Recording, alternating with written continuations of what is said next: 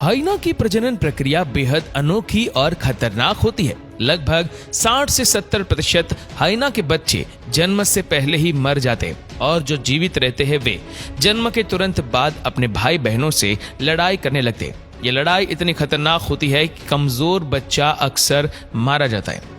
हाइना के बच्चे जन्म के समय पूरी तरह से विकसित होते हैं। उनके दांत, नाखून और आंखें जन्म के समय पूरी तरह से काम करने लायक होते हैं। जन्म के तुरंत बाद ही ये बच्चे आक्रामक तरीके से लड़ने में सक्षम होते हैं। दूसरे जानवरों के बच्चे की तुलना करें तो जैसे शेर, बाघ या तेंदुआ, उनके बच्चे जन्म के समय अंधे, कमजोर और असहाय होते। वे पूरी तरह से अपनी मां पर निर्भर होते। इन जानवरों की मादा बच्चे को जन्म देने के बाद उन्हें सुरक्षित जगह पर रखती है, जैसे कि जमीन के नीचे एक गुफा में। लेकिन हाइना के बच्चे जन्म के बाद अपने माता पिता के साथ जुड़े रहते हैं। हालांकि ये बच्चे 4 से 6 महीने तक अपनी मां के दूध पर निर्भर रहते हैं, लेकिन इनमें एक विचित्रता होती है जो बाकी जानवरों से अलग है। यदि हाइना के एक साथ 3 बच्चे पैदा होते हैं और मादा का दूध दोनों के लिए पर्याप्त नहीं होता है, तो इनमें भाई बहन के बीच संघर्ष होने लगता है। यानी कि मजबूत बच्चा कमजोर बच्चे को मार सकता है, क्योंकि जन्म से ही ये बच्चे आक्रामक होते हैं और लड़ाई के लिए तैयार होते हैं। ये राइवलरी अक्सर तब होती है जब मादा शिकार करने गई होती है। हाइना के प्रजनन की प्रक्रिया बहुत ही अनोखी और खतरनाक मानी जाती है। दूसरे जानवरों में नर अपने शक्ति प्रदर्शन और आक्रामकता से मादा का ध्यान आकर्षित करता है और मादा उसे अपना साथी चुनती है। लेकिन हाइना के मामले में ये बिल्कुल उल्टा होता है। यह नर हाइना को मादा का विश्वास जीतने के लिए कई दिनों तक विनम्र और शांत रहना होता है। मादा हाइना नर के मुकाबले ज्यादा आक्रामक होती है। नर हाइना को मादा के पास आने से पहले काफी समय तक उसका पीछा करना पड़ता है और मादा का विश्वास जीतना होता है।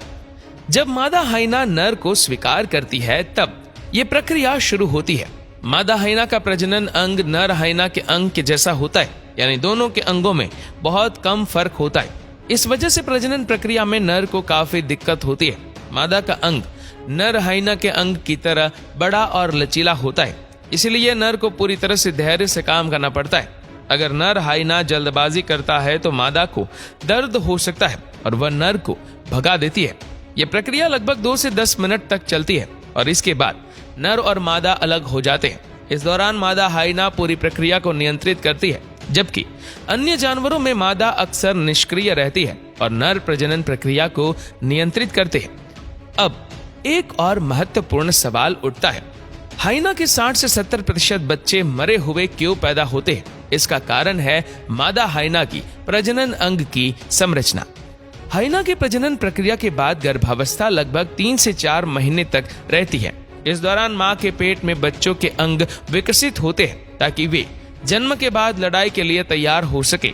हाइना के बच्चों का जन्म 6 से 12 घंटे तक चलता है। इस समय की लंबाई का मुख्य कारण मादा हाइना की संकरी और लंबी जन्म नलिका है, जो केवल 2.5 सेंटीमीटर चौड़ी होती है। इस कारण जन्म के समय बच्चों को ऑक्सीजन की कमी हो सकती है, जो मरे हुए बच्चों के जन्म का कारण बनती है। विशेष रूप से जब मादा हाइना पहली बार मां बनती है तो यह समस्या ज्यादा बढ़ जाती है, क्योंकि उसके पास कोई अनुभव नहीं होता है और उनका शरीर का ढांचा भी थोड़ा ज्यादा सिकड़ा हुआ होता है। जब बच्चों का जन्म होता है तब खास करके संकरी नलिका में पहले बच्चे की ऑक्सीजन की कमी के चलते ज्यादातर मौत हो जाती है और दूसरे बच्चे के जन्म के समय वह नलिका थोड़ी लूज होने के कारण वो ज्यादातर जीवित रह पाता है। मतलब कि पहली बार मां बन रही मादा हाइना का प्रथम बच्चा 60 से 70% मर ही जाता है।